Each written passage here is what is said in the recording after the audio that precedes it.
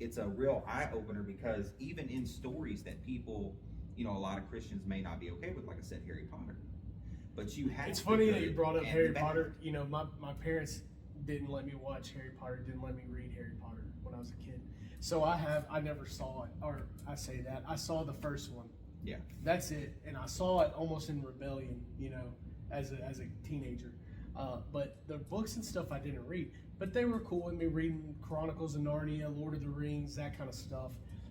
And I read The Hobbit when I was in 7th or 8th grade. Yeah. And so I was exposed to fantasy. They didn't completely cut that off, but it's like Harry Potter, they kind of bought into the whole not and what's interesting, and I wonder if you've seen the trend, I guess.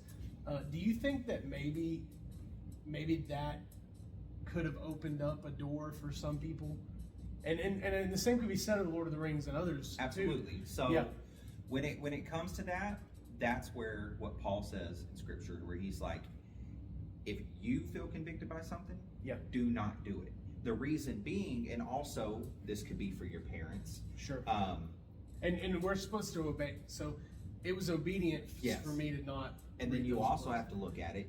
What if before they found the Lord and before they had you, maybe your mom was contemplating witchcraft, and if she would have allowed you to read that and you got super into it, it would have tempted her to look back at it. Sure. My grandma was into witchcraft. See, on and my mom's side. there's always that thing that you have to consider, because Paul tells us, pay attention to who's around you. Yes. Always be careful, because you don't want to be what causes your brother and sister to stumble. Like in the Scripture, if you don't eat meat, you think meat's bad.